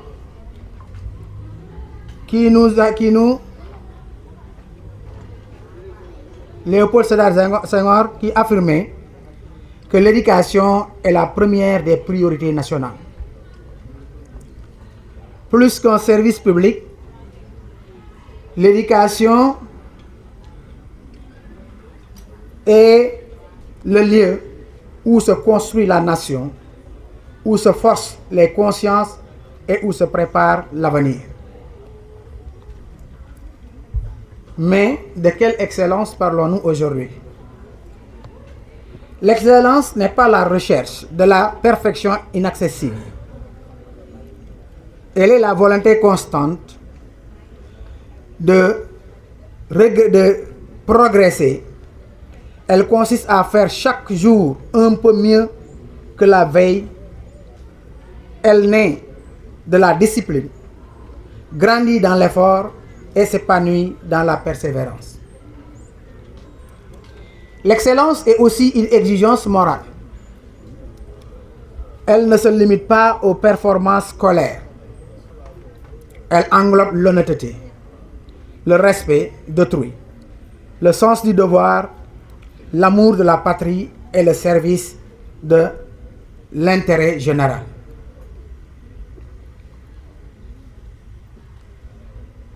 L'excellence est aussi une exigence morale, comme je l'ai dit. Elle ne se limite pas aux performances scolaires. Elle englobe l'honnêteté, le respect d'autrui, le sens du devoir, l'amour de la patrie et le service de l'intérêt général. Le savant Cheikh Anta Diop nous rappelait que le développement d'un peuple repose avant tout sur la maîtrise du savoir et de la science. Les nations qui dominent le monde sont celles qui investissent dans l'intelligence de leur jeunesse. Cette leçon demeure d'une brûlante actualité. C'est pourquoi l'excellence éducative ne peut être l'affaire des seuls élèves. Elle est une responsabilité collective. C'est pourquoi elle interpelle l'enseignant, appelé à transmettre le savoir avec compétence et passion. Elle interpelle le parent, premier éducateur de l'enfant. Elle interpelle la collectivité territoriale qui doit continuer à investir dans les infrastructures scolaires, les bibliothèques, le numérique et l'accompagnement des élèves, comme l'a su bien fait Monsieur le maire Yves Lamine Ciss.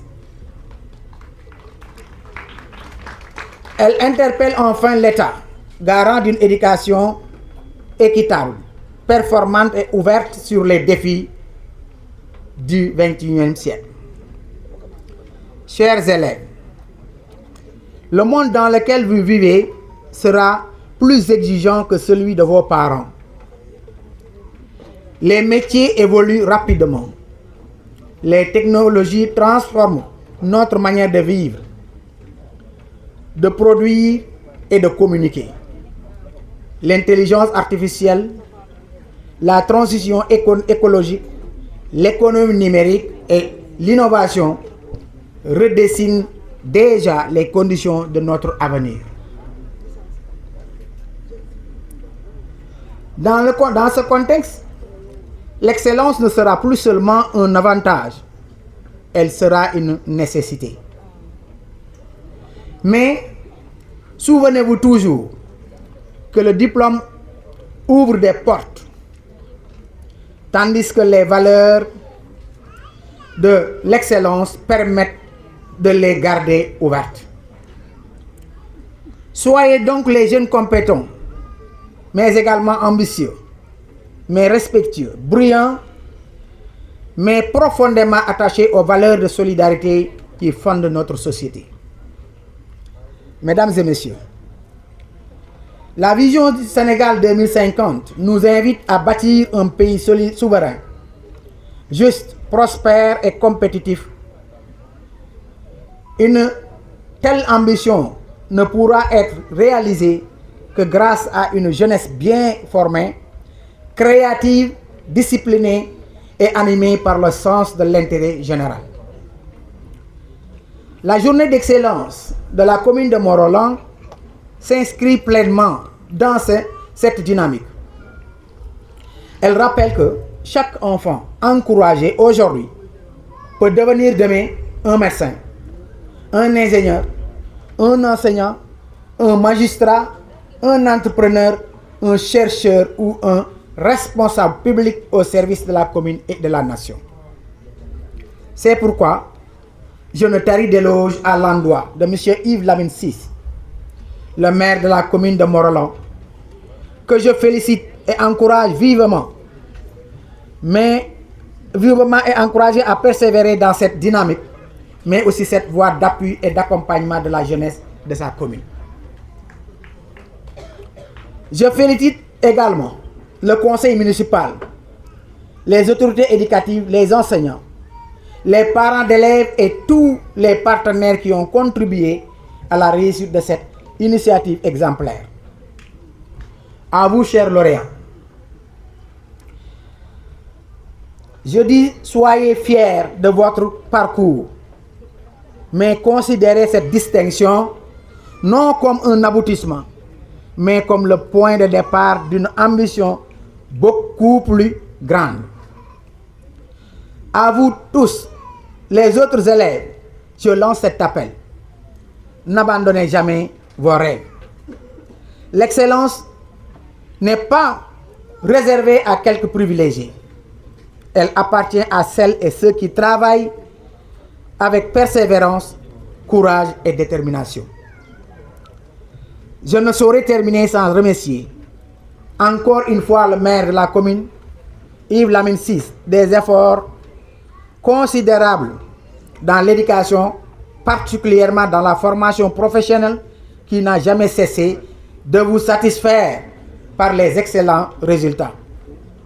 À tous les niveaux, mais particulièrement M. Salihou Sen, le directeur de ce centre de formation professionnelle, qui ne ménage aucun effort pour tout simplement redorer le blason et faire réussir ce centre. Je formule enfin le vœu que cette journée d'excellence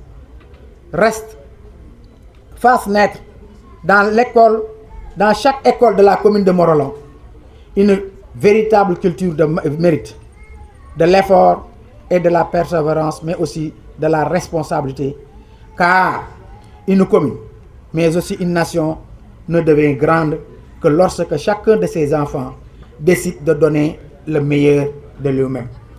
Je vous remercie de votre aimable attention.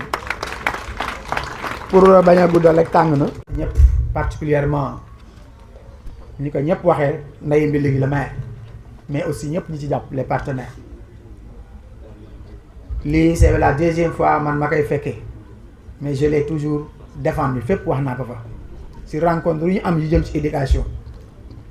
Je dis que nous avons la chance, am nañ chance su nekk ci arrondissement boo xam ni la fa nekk si ay maire li ñuy def ci éducation man gisuma ko fenn foo xam ne gis naa ko ñu def ko te loolu lu leen war la ñu wax leen ni leen éducation compétence transférée la jox leen ko ngeen teel ko seen bopp, mais aussi alal ji nga xam day ñëw ci askan ngeen jël ko defaat ko foofu loolu tamit mérite la, ndax am na yoo xam ni xam nañ ni compétence transférée la, mais malheureusement dañuy jël alal li nga xam ne ci éducation lañ ko rek di ko def feneen. Mais fii ñu nekk di Morolan ñun xam nañ ci dara parce que nous avons résultats yi fa yëpp, réalisation yi fa yëpp nous en étions informés, ñi xam wax nañu lépp, xam nañ lépp. Donc ñi ngi gën a remercier waat di encourager waat, mais aussi di wax ni Yves fas lu mu daw dinañ ko gën a làbbali, pas dans le sens di ko gën a sonal, mais parce que tout simplement il faut viser toujours la lune, il faut être ambitieux. Viser la lune, si vous la ratez, vous tombez sur une étoile et vous devenez une star. Donc éducation aussi noonu la demee, chaque jour day dem mi ngi métamorphosé wu, mi ngi avancé, technologie mi ngi gën a dugg ak yeneen. Donc yooyu moo tax ñu leen di gën a encourager, di leen wax ni leen ensuite askan wi aussi foo ñu jàpp ci, parce que lii lu yëpp war a xam la. Tey fii kenn war foon a xaj, dafa waroon fees dal parents yëpp ñëw, comme li ko le maire waxee aussi suñu gisee parents ñan la ñuy wax jigéen ñi, alors que góor ñi ñoom ñooy ndey mbi lii, ñoom moom njaboot yi, ñoom ñoo leen jabootee, ñoom ñoo leen war a jàppale. Mais comme il l'a dit, jigéen rek ngay gis mu ànd ak doomam di dem école ba, jigéen ngay gis muy jël xaalisam di ko jox xale ba muy ndekki wala muy dem transport wala leneen ak leneen, mel ni góor yi ñoom dañ cee bokkul, alors que ñoom ñoo war a nekk sookul bi gën a mën a jàppale xale yi. Xale yi yéen ñi ngeen xam ni am ngeen tey jii ay distinction ni ma ko waxee léegi ci français jàpp leen ni benn bunt bu ibbeeku la rek mais excellence li muy def mooy dalay permettre bunt boobu nga bàyyi ko noonu mu ibbeeku naturellement maanaam comme ni mu ko waxee woon léegi ci benn xale exemple bi mu joxee ki nga xam ne 4e mu am moyenne dem ba 3e mënul sax jàll premier tour donc loolu paradoxe la bu ngeen nekkee ci excellence non seulement da ngeen fa war a maintenir mais da ngeen war a gën a viser jëm ci kaw donc loolu la ñu amoon vraiment di leen ko wax bi ngi gën a naaj te li des xaw naa bëri ñi ngi sant ñëpp di gërëm ñëpp le maire di la remercier encore une fois di la wax ni la yaa ngi ci yoon bu baax bi ci éducation continue ci di leen xamal ni leen aussi ñu nit kontaan nañ ci loolu ñu ngi leen remercier merci beaucoup. mbokki internet yi ngir ngeen di man di jot vidéo yi bàyyeekoo fii ci Morolan TV da ngay bës fii ñu bind s'abonner boo noppee teg ci cloche bi. Kër Daouda élève en classe de terminale S2 j'ai eu mon bac d'office au premier tour. Année scolaire bi metti woon na lool aussi mais quand même yàlla baax na yàlla suturaal nañu ba instant bii nii am nañ courage tam taxaw devant tous les médias tamit à tête haute tamit ñu mën a sant yàlla sant suñuy waajur sant monsieur le maire sant suñuy professeur suñu proviseur surtout parce que ñoom sonn nañ ci ñun. jàng bi jombul woon distance bi sori na teewul ngeen fas jom rek jàng pour traverser mooy. sori na maa ngi dëkk Kër Daouda dañ daan doon suba teel ay 7h20 bu la fekkee kër gi daanaka da ngay tardé dama daan dox chaque jour 8h chaque jour 8h laa daan dugg te apparemment chaque jour ay 16h yooyu laa daan wàcc ce vendredi dama daan dox chaque jour pour mën a ñëw école. bëri nga li ngay lire. waaw bëri na li may lire comme ça l'étranger avec Camus, Soleil de l'indépendance et tant d'autres aussi bëri na parce que yooyu ay œuvre programme la tamit. fii nag waa dégg nga ni am na ay élèves yoo xam ne dañu doon tricher fii lan ngeen di wax lan ñu bëgg loolu moom aussi ba ma ko déggee aussi en plein jour maa ngi woon classe pour def examen aussi amoon na élèves yoo xamante ne xam naa leen am na ñoo xamante ne sama dëkk lañ dëkk aussi am na ñoo xamante ne ay camarades lañ woon aussi affaire métti woon na ma lool métti woon na ma maa ngi leen di ñaax daal à ce que ñi war a def terminal déwén ak ñi nga xamante ni jàpp na leen ci tricher ñoom ñu bañ a defati loolu parce que jàng bi yomb na yombul mais il faut avoir la foi seulement boo gëmee li ngay def rek incha allah yàlla dana ciy génnee bu baax a baax loolu rek laa leen di ñaax aussi ñu bañ a def loolu ñu bañ kaa defati ñu suturaal seen ay waajur parce que loolu tam métti na ci xol sa yaay xëy jox la ndékki jox la xaalis ne la demal def examen ñu kiy xaar jour proclamation mu dégg doomam ci rajo bi aussi wala mu ñëw naka yaay wala papa man am naa bac nga toog kër ga ñu ne la sa doom dañ kaa jàpp tiise loolu tam rafetul aussi nañ ci bàyyi xel daal. Morolan TV, la chaîne de toute l'actualité nationale et internationale en temps réel. bésu tey bi dañoo yàgg di ko def biir commune Morolan bi ñu nekkee sax commune la daal nañu ko def mooy neexal xale yu xam ni ñoo gën a ràññeeku ci atum jàngu atu jàngu bi boo xoolee 2025 2026 jeex na def nañu examen yi yëpp ñu jël xale yi xam ni ñoo gën a am xarañteef seen notes yi ñoo gën a baax ñu jox leen neexal pour maanaam jox leen cadeau mais pour aussi ñeneen ñi xam ni bëgg nañu mel ni ñoom jot ci cadeau yi ñu gën a sawar ci liggéey bi je pense que loolu moo waral journée tey bi ñu gën a en tout cas encourager xale Morolan yi pour que vraiment excellence bu ñuy wootee mu nekk dëgg biir commune Morolan. ñu gis ne cadeau yi am na ay vélo ay sac te vélo yi daf mën ni njëriñ la ci xale yi ndax distance bi jàngee dafa sori. waaw boo xoolee sax politique la parce que xale yi xam ni dañoo jógee CM2 war a dem 6e dañoo war a ñëw ci lycée bi te léeg-léeg dafa am ci ñoom ñoo xam ni bu ñu sañoon jëndal xale yi yëpp vélo mais comme bu demee noonu ñu ne nañu jël ñi gën a xarañ au moins ñooñu ñu encouragé leen jënd leen vélo comme ça déwén bu ñuy dem école du ñu am jafe-jafe je pense que loolu vélo yi pour loolu pour que en tout cas gunge xale yi ci seen jàng bi pour que vraiment même bu dee école bi sori na ñoom ñu mën fa dem école bi sori fii benn la rek ma ñaar la mooy bii ak ak lycée bi à part école primaire moom jege na école jege na dëkk yi. ban message ngay lancer ci élèves yi nga xam ne dañ doon tricher bañ dàq. bon loolu vraiment loolu naxaar la ci ñun ñëpp waa Morlan naxaar la parce que loolu xamuñu ko fii Morlan ay sàcc moom loolu sàcc la rek loolu mooy sàcc pour man lu ñuy ñaax ci xale yi moom nañu jàng seen leçon yi nañu jàng seen leçon yi parce que ku jàngul leçon mooy ku liggéeyul rek da ngay sàcc loolu rek la da ngay sàcc da ngay liggéey wala nga sàcc kon boog lu ñuy ñaan xale yi nañu gën a góorgóorlu di jàng seen leçon yi je pense que loolu bu ñu ko defee du ñu am xalaat di tricher beneen bi ñu lancer appel pour waajur yi rawatina jigéen yi xam ne ñoo gën a jege seen doom yi comme tere nañu maanaam xale yi di seen portable téléphone portable ni koy yóbbu ci examen yi vraiment ñu góorgóorlu ci loolu benn xale en tout cas xale buy dem def examen bac brevet wala certificat wala leen seen waajur bi la nangu téléphone am bu ñu ko yóbbu ci centre bu ñu ko gisee rek maanaam dañu koy daal. ci wàllu xayma tey est-ce que mën nañu defal xayma par rapport ak budget daaw ñaata ngeen estimation ngeen si li nga xam ne moom mooy xaloo si li nga xam ne moom ñuy jox. bu ñu xaymee lu ñu fi def bari na barawaay bu xam ni presque mën naa am budget bi boo ko xaajee ñett presque benn xaaj bi yëpp dafa dem ci éducation ak formation parce que li bu ñu xaymee nii rek parce que ëpp na en tout cas ñaar téeméeri millions 200 millions yoo xam ni investir nañ ko ci ay tabax salle de classe investir nañ ko ci ay murs de clôture investir nañ ko ci ay bourse yi rek ëpp na juróom-ñaar fukki millions boo ñëwee tamit ci logement étudiant yi ëpp na ñaar fukki millions donc boo ñëwee ci fourniture scolaire yi boo ñëwee bisu tey bii donc yooyu boo ko xaymee rek ëpp na ñaar téeméeri millions 200 millions loolu dafa wane ni commune Morlan bu maire bi kese mais conseil municipal de Morlan dafa jël éducation def ko ci kanam priorité numéro 1 priorité des priorités donc loolu moo tax ba dañoo xam ni xale yi bu ñu jàngee am naa yaakaar ni plus xale yi di jàng xale yi di jàng di am formation ndóol bi day wàññi maanaam boo bëggee wàññi ndóol bi dañ ko war a jaarale ci éducation ak formation boo bëggee aussi violence bi wàññeeku tout drogue wàññeeku dañ ko jaarale ci éducation ak formation éducation ak formation mën naa wax ne mooy saafara lépp donc vraiment moo tax ñu jël xaalis bi ñu ci ëpp ñu def ko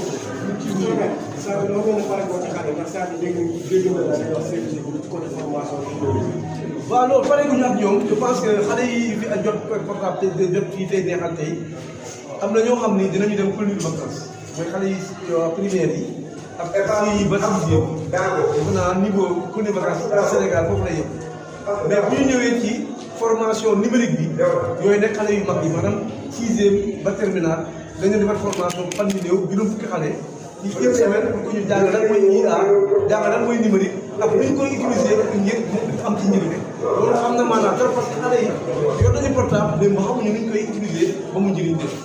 formation boobu dañ koy def. Dernière question balaa ñu ci version française bi en termes de résultats est-ce que par rapport ak daaw wala ren est-ce que tamit résultats yi ngeen ciy soxla en matière d'infrastructure école yi wala scaire bi wala résultats yi nga xam ne loolu dégg nañ ne on est à 94% est-ce que tey mën na résultats yi nga xam moom lay am au niveau de la commune non tant que benn xale mu ngi échoué ñu ngi passé mais tant que ñu ngi am ay xale yu xam ni dañuy luppe surtout xale boo xam ni du am sax du jàll sax deuxième tour loolu moom ça veut dire que note yi dafa wàcc loolu tamit ñu ñaax ñëpp ñaax xale yi ñaax waajur yi mais ñaax enseignants yi aussi je pense enseignants yi tamit war nañu gën a góorgóorlu ñu jàpp ni seeni doom la ñuy jàngal Sénégal je pense que defe naa baat boobu kii wax nu mu tudd l'arme maanaam l'éducation c'est l'arme la plus efficace pour lutter contre le sous-développement je pense que loolu suñ ko defee ñun ñëpp ku nekk def liggéeyam ku ci nekk même yéen ci ngeen bokk parce que léeg-léeg tamit bi war nañu jàppale ci éducation xale yi loolu tamit c'est important que léeg-léeg ngeen am ay émissions éducatives je pense que dina baax c'est vrai c'est bien les théâtres les trucs éducatifs mais nañu gën a baral en tout cas au niveau souvent des professeurs mathématiques anglais ñuy jàngal xale yi à travers la presse loolu war na mën nekk vraiment ñu ngi ñaax en tout cas ñëpp ku nekk na dugg ci dugal. Morlan TV, la chaîne de toute l'actualité nationale et internationale en temps réel.